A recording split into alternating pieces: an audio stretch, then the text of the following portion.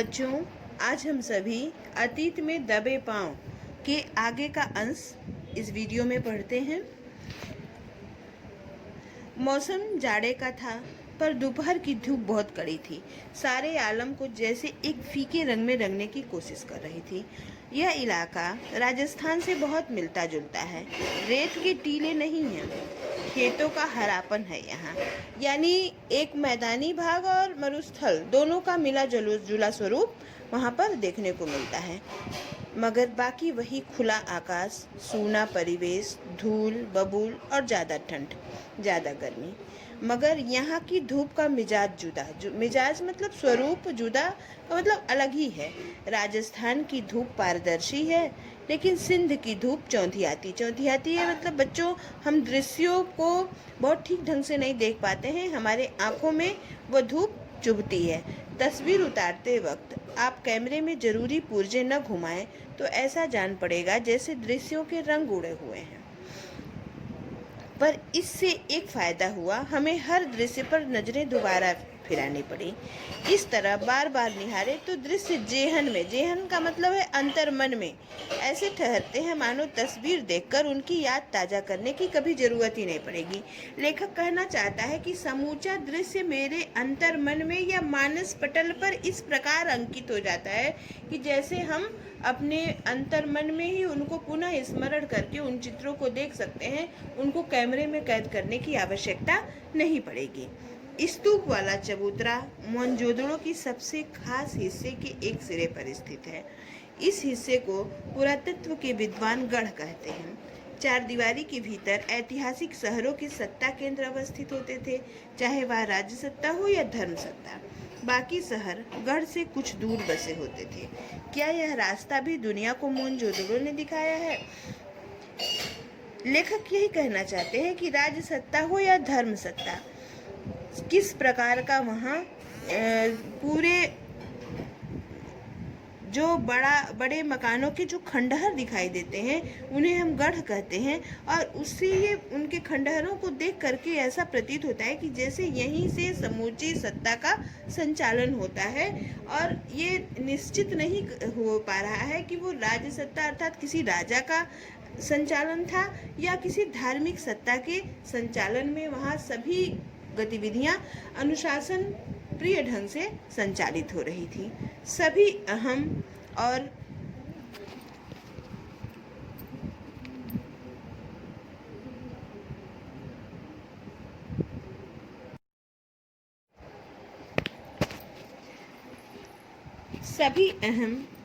अब दुनिया भर की प्रसिद्ध इमारतों के खंडहर चबूतरे के पीछे यानी पश्चिम में हैं।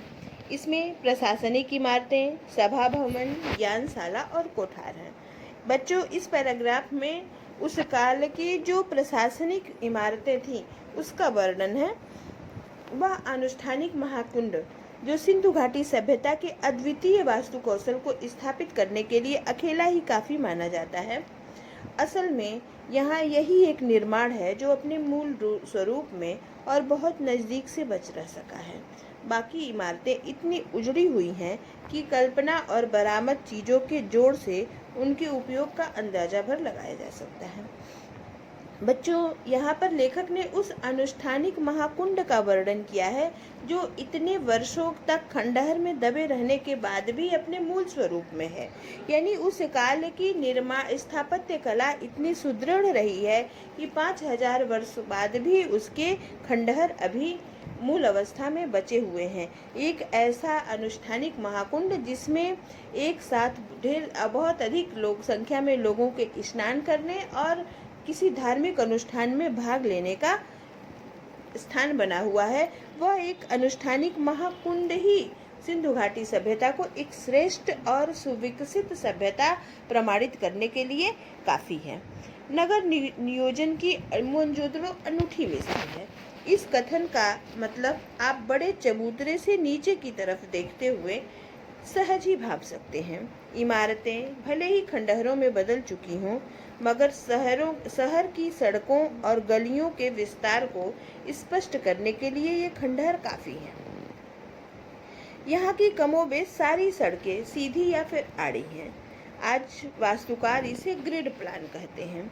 आज की सेक्टर मार्का कॉलोनियों में हमें आड़ा सीधा नियोजन बहुत मिलता है, लेकिन वह रहन सहन को नीरस बनाता है।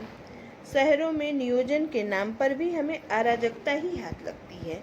ब्रासीलिया या चंडीगढ़ और इस्लामाबाद ग्रिड शैली के शहर हैं जो आधुनिक नगर नियोजन के प्रतिमान ठहराए जाते हैं, लेकिन उनकी बसावट शहर के खुद विकसने का कितना अवकाश छोड़ती है, इस पर बहुत शंका प्रकट की जाती है।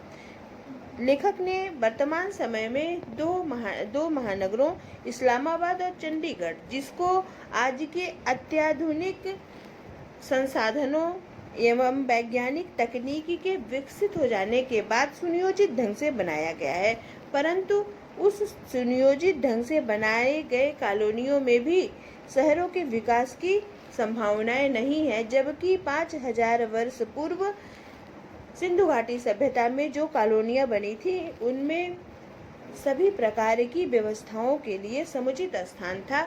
यह उस काल की नियोजन व्यवस्था को श्रेष्ठ प्रमाणित करने के लिए काफी है। मोहनजोदड़ो की साक्षर सभ्यता एक सुसंस्कृत समाज की स्थापना थी। बच्चों, इस पैराग्राफ से ये प्रमाणित होता है कि मोहनजोदड़ो काल में जो सभ्यता थी वह साक्षर थी, लेकिन उसमें नगर नियोजन और वास्तुकला की आखिर कितनी भूमिका थी। यानी सिंधु घाटी सभ्यता को श्रेष्ठ प्रमाणित करने में उस काल की वास्तुकला और उस काल का नगर नियोजन दोनों की महती भूमिका है। स्तूप वाले चबूतरे के पीछे गढ़ और ठीक सामने उच्च वर्ग की बस्ती है। उसके पीछे 5 किलोमीटर दूर सिंधु बहती है।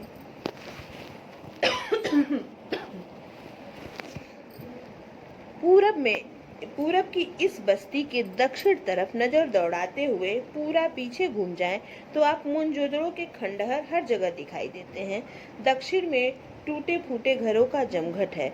बच्चों, आज जो विभिन्न प्रकार की कॉलोनियां बनाई जा रही हैं उसमें आय वर्ग के अनुसार निम्न आय वर्ग के लिए अलग मकान, मध्यम आय वर्ग के लिए अलग मकान और उच्च आय वर्ग के लिए अलग मकान, जिस तरह की संरचना आप आज की आधुनिक कॉलोनियों में देखते हैं, जैसे block wise A block, B block, C block और डी ब्लॉक करके बनते हैं और हर ब्लॉक में एक निश्चित आय वर्ग के लिए मकान बनाए जाते हैं। इस तरह का नियोजन सिंधु घाटी सभ्यता में उस काल में था। यह एक आश्चर्यजनक बात है। उच्च वर्ग की बस्ती एक पास, मध्यम वर्ग की बस्ती एक जगह और कामगारों के लेखक का यह मानना है कि कामगारों के मकान जो टूटे फूटे हैं वो चूंकि इतने कच्चे सामानों के रहे होंगे या झुग्गी झोपड़ियों में हो सकता रहे हो, जिनके अवशेष आज समाप्त हो चुके हैं। यानी यह सिद्ध करता है कि सिंधु घाटी सभ्यता कितनी विकसित और उच्च कोटि की सभ्यता थी।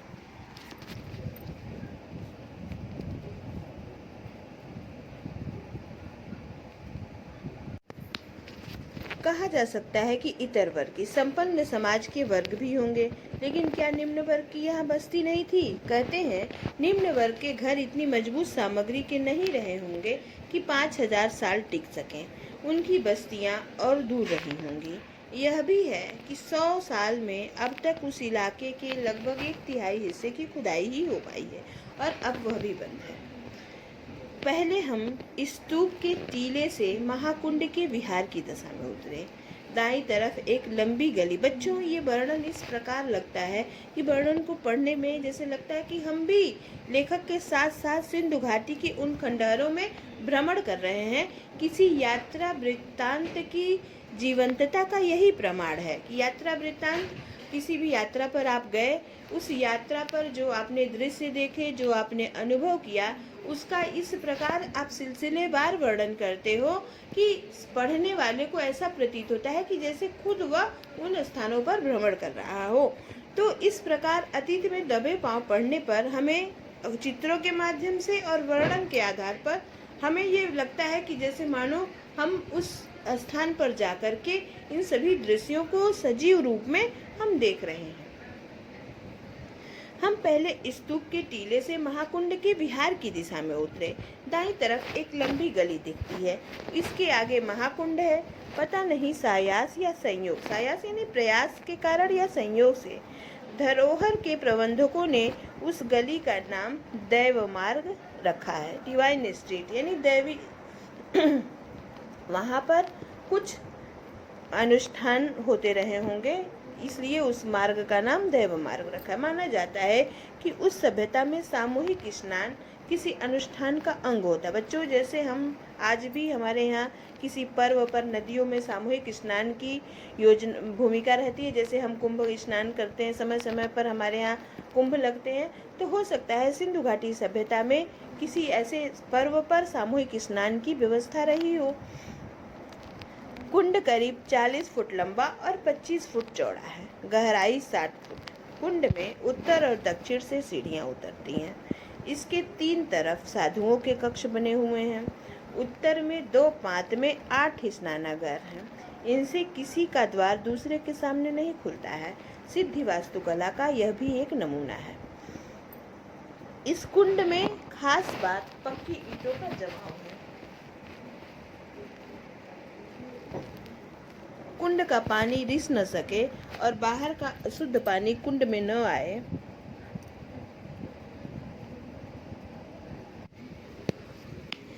इस कुंड में खास बात पक्की ईंटों का जमाव है। कुंड का पानी बाहर रिस न सके और बाहर का अशुद्ध पानी कुंड में न आए, इसके लिए कुंड के तल में और दीवारों पर ईंटे के बीच चूने और चिरोड़ी के कार्य का इस्तेमाल हुआ है। पार्श्व की दीवारों के साथ दूसरी दीवार खड़ी की गई है, जिसमें सफेद डामर का प्रयोग हुआ है। कुंड के पानी के बंदोबस्त के लिए एक तरफ कुआं है, दोहरे घेरे वाला एक अकेला कुआं। इससे भी कुंड के पवित्र या अनुष्ठानिक होने का प्रमाण माना गया है। कुंड के पानी को बाहर बहाने के लिए नालियां हैं। इसकी खासियत यह है कि ये भी पक्की ईंटों से बनी हुई हैं और पक्की ईंटों से ढकी हुई हैं। कुंड का वर्णन इसलिए लेखक ने किया है कि उस काल में आज की भांति सीमेंट नहीं था।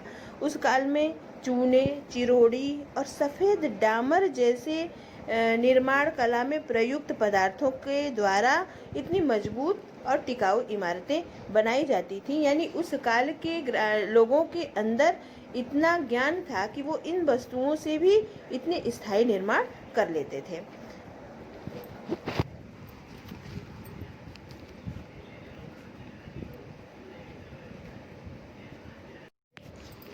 पक्की और आकार में समरूप धूसर ईंटें तो सिंधु घाटी सभ्यता की विशिष्ट पहचान मानी ही गई हैं।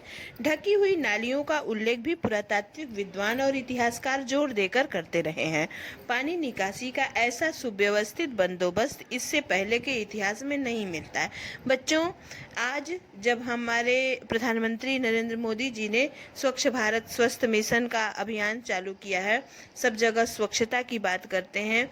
आज से 5000 वर्ष पूर्व भारत के जो हमारे वो खंडहरों के जो अवशेष हैं, उसमें ढकी हुई नालियों का प्रमाण मिलता है। तो बच्चों, ये प्रमाण ही अपने आप में सिद्ध करने के लिए काफ़ी है कि उस समय के लोग भी स्वच्छता के प्रति कितने जागरूक रहे होंगे। स्वच्छता और स्वास्थ्य के प्रति जागरूकता का ही यह प्रमाण है कि उस काल के बेहतर नगर नियोजन के साथ साथ बेहतर जल निकासी और जल प्रबंधन की भी व्यवस्था रही है।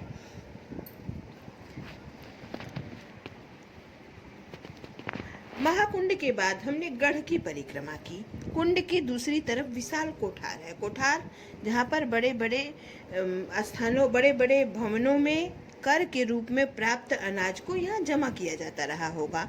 इसके निर्माण रूप खासकर चौकियों और हवादारी को देखकर ऐसा कयास लगाया जाता है कि यहाँ 9-9 चौकियों की 3 कतारें हैं। उत्तर में एक गली है जहाँ बैलगाड़ियों के प्रयोग के साक्ष्य मिलते हैं। ढुलाई के लिए आवागमन होता है। इसी तरह का कोठार हड़प्पा सभ्यता में भी मिला है। अब यह जग जाहिर है कि सिंधु घाटी के दौरान व्यापार ही नहीं, उन्नत खेती भी होती रही। बच्चों, कोठार है। कोठार आज के समय में जैसे आप अन्न रखने के लिए गोदाम बनते हैं, उसी तरह से तो जब अन्न रखने के लिए गोदाम यानी कोठारों का निर्माण किया जाता है, इसका मतलब है कि उस काल में उन्नत कृषि होती रही होगी। तब अगर अच्छी अच्छी उपज होती है तभी तो उनको रखने के लिए बड़े बड़े भवनों का निर्माण किया गया है। और कर के रूप में किसानों से अनाज को संग्रहित करके उसे बैलगाड़ियों से ला करके इन कोठारों में सुरक्षित रखा जाता रहा है। यह सिद्ध करता है कि सिंधु घाटी सभ्यता में कृषि भी उन्नत होती रही है।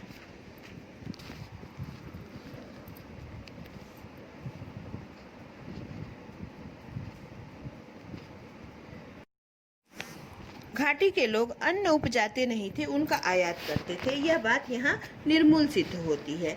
नई खोज ने इस ख्याल को निर्मूल साबित किया है, बल्कि कुछ विद्वान मानते हैं कि वह मूलतः खेतिहर और पशुपालक सभ्यता थी।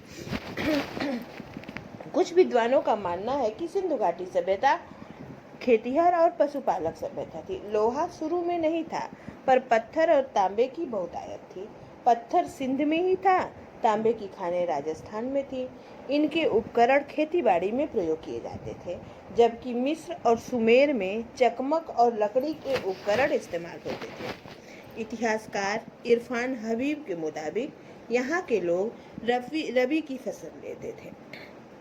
कपास, गेहूं, जौ, सरसों और चने की उपज के पुख्ता सबूत खुदाई में मिले हैं। वह सभ्यता का तर युग मतलब ऐसा युग जिसमें जल की पर्याप्त उपलब्धता थी। यानी उस समय सिंधु घाटी सभ्यता में खेती भी होती थी, पशुपालन भी होता था और पत्थर तांबे तक का आविष्कार हो चुका था। और जो वस्तुएं यहाँ नहीं होती थी उनको हम विदेशों से आयात भी करते थे। धीरे धीरे तर युग सूखे में यानी सिंधु घाटी सभ्यता का जो क्षेत्र आज रेगिस्तानी प्रतीत होता है वह उस समय निश्चित ही धन धान्य से परिपूर्ण रहा होगा, वहाँ रेगिस्तान नहीं रहा होगा। विद्वानों का मानना है कि यहाँ ज्वार, बाजरा, रागी की उपज भी होती थी। लोग खजूर, खरबूजे और अंगूर उगाते थे, झाड़ियों से बेर जमा करते थे। कपास की खेती होती थी। कपास को छोड़कर बाकी सबके बीज मिले हैं और उन्हें परखा गया है। कपास के बीज तो नहीं, पर सूती कपड़ा मिला है। सूती कपड़ा का प्रमाण मिलने के कारण ये प्रमाणित होता है कि उस काल में उपज होती थी, कपास की उपज होती थी। ये दुनिया में सूत के 2 सबसे पुराने नमूनों में से एक है। दूसरा सूती कपड़ा 3000 ईसा पूर्व मिला है, जो जॉर्डन में मिला है। मोहनजोदड़ो के सूत की कताई बुनाई के साथ रंगाई भी होती थी। रंगाई का एक छोटा सा कारखाना खुदाई में माधव स्वरूप वत्स को मिला है। छाल्टी और ऊन कहते हैं यहाँ सुमेर से आ, यानी जो चीजें यहाँ सिंधु घाटी सभ्यता के लोग उपजाते नहीं थे वे आयात करते थे। शायद सूत उनको निर्यात होता था, जैसा कि बाद में सिंध से मध्य एशिया और यूरोप को सदियों हुआ। प्रसंगवश मेसोपोटामिया के शिलालेखों में मोहनजोदड़ो के लिए मेलुहा शब्द का संभावित प्रयोग मिलता है। ऐसा कवि का अनुमान है कि मेसोपोटामिया सभ्यता में जो शिलालेख प्राप्त हुए हैं उसमें मेलुहा शब्द का जो प्रयोग हुआ है वो शायद हो सकता है सिंधु घाटी सभ्यता के मोहनजोदड़ो के लिए ही प्रयोग किया गया हो। महाकुंड के उत्तर पूर्व में एक बहुत लंबी सी इमारत के अवशेष हैं। इसके बीचों बीच खुला बड़ा दालान है, 3 तरफ बरामदे हैं। इसके साथ कभी छोटे छोटे कमरे रहे होंगे। पुरातत्व के जानकार कहते हैं कि धार्मिक अनुष्ठानों में ज्ञानशालाएं सटी होती थीं। उस नजरिए से इसे कॉलेज ऑफ प्रीट्स माना जा सकता है।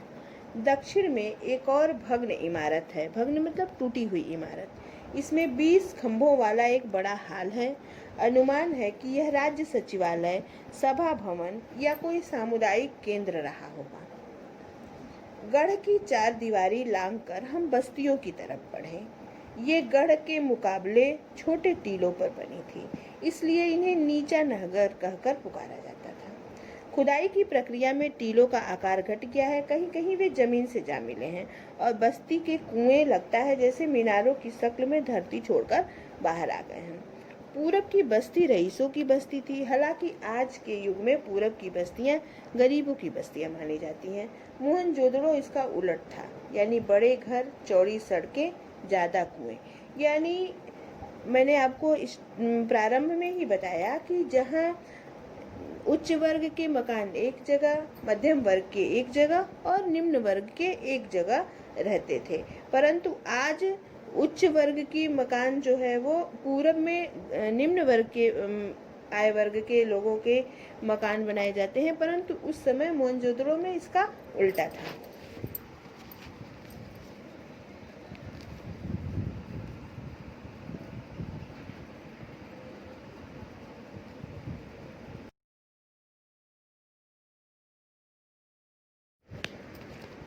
मोहनजोदड़ो के सभी खंडहरों को खुदाई कराने वाले पुरातत्ववेत्ताओं के संक्षिप्त नाम दे दिया गया है।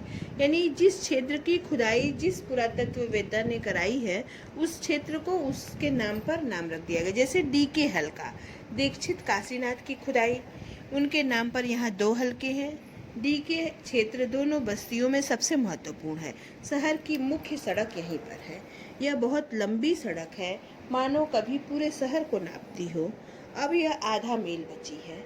इसकी चौड़ाई 33 फुट है। मोहनजोदड़ो से 3 तरह के वाहनों के साक्ष्य मिले हैं। इसमें सबसे चौड़ी बैलगाड़ी रही होगी। इस सड़क पर 2 बैलगाड़ियां एक साथ आसानी से आ जा सकती हैं। यह सड़क वहां पहुंचती है जहां कभी बाजार आ, यानी मोहनजोदड़ो की खुदाई में बाजार के साक्ष्य मिले हैं। तथा बच्चों, जो आज 2 वे 4 लेन 6 लेन सड़कें बन रही हैं, उस काल में भी ऐसी सड़कें, इतनी चौड़ी सड़कों का निर्माण किया गया था जिससे कि 2 गाड़ियां एक साथ एक दूसरे के विपरीत दिशा में आती हों तो उन्हें कोई कठिनाई न हो। यानी उस काल के लोगों को, हमको लगता है कि कृषि प्रधान तो थे ही, साथ ही साथ व्यापार को भी प्रमुखता दिया जाता था। सड़क के दोनों ओर घर हैं, लेकिन सड़क की ओर सारे घरों की सिर्फ पीठ दिखाई देती है। यानी कोई घर सड़क पर नहीं खुलता, उसके दरवाजे अंदर गलियों में हैं। दिलचस्प संयोग है कि चंडीगढ़ में ठीक यही शैली 50 साल पहले काबूरजिए ने इस्तेमाल की थी। वहाँ भी कोई घर मुख्य सड़क पर नहीं खुलता। आपको किसी घर के जाने के लिए मुख्य सड़क से पहले सेक्टर के भीतर दाखिल होना पड़ता है, फिर घर की गली में, फिर घर में। क्या काबूरजिए ने यह सीख मोहनजोदड़ो से ली? कहते हैं, कविता में से कविता निकलती है। कलाओं की तरह वास्तुकला में भी कोई प्रेरणा चेतन और चेतन ऐसे ही सफर करती होगी। ढकी हुई नालियां मुख्य सड़क के दोनों तरफ समानांतर दिखाई देती हैं। बस्ती के भीतर भी इनका यही रूप है। हर घर में एक स्नान घर है। घरों के भीतर की पानी या मैल की नालियां बाहर हौदी तक जाती। हौदी यानी एक टैंक। हर घर का एक स्पेशल टैंक होता था जहां घर की गंदे पानी इकट्ठे होते थे और फिर वो नालियों से जुड़ करके कॉलोनी के बाहर निकल जाता था और फिर नालियों के जाल से जुड़ जाता था। कहीं कहीं वे खुली हैं पर ज़्यादातर बंद है। स्वास्थ्य के प्रति मोहनजोदड़ो के बासिंदों के सरोकार का यह बेहतर उदाहरण है। मैंने आपको पूर्व में ही बताया कि आज जिन चीज़ों पर हमारा ध्यान हमारे प्रधानमंत्री जी केंद्रित करते हैं, आप सोचो 5000 वर्ष पूर्व यहाँ के निवासियों ने उन चीज़ों को अपने जीवनचर्या में उतारा था और उस काल में जो भी मकान बने हुए थे, जो भी जल निकासी की व्यवस्था थी, उसमें इन सब नियमों का पालन किया जाता था। इस तरह से हम ये कह सकते हैं कि सिंधु घाटी सभ्यता के लोग स्वच्छता, सफाई एवं स्वास्थ्य के प्रति भी बहुत जागरूक थे। छोटी सड़कें 9 से 12 फुट तक चौड़ी थीं। इमारतों से पहले जो चीज़ दूर से ध्यान खींचती थी वह है कुओं का प्रबंध। ये कुएं भी पक्की हुई एक ही आकार की ईंटों से बने हैं। इतिहासकार कहते हैं, सिंधु घाटी सभ्यता के संसार की पहली ज्ञात संस्कृति है जो कुएं खोदकर जल तक पहुंची है। उनके मुताबिक केवल मोहनजोदड़ो में ही 700 के करीब कुएं हैं। यानी पहली ऐसी जल संस्कृति है जहां पर कुएं खोद करके भूगर्भ जल तक पहुंचने का व्यवस्था बनाया गया है।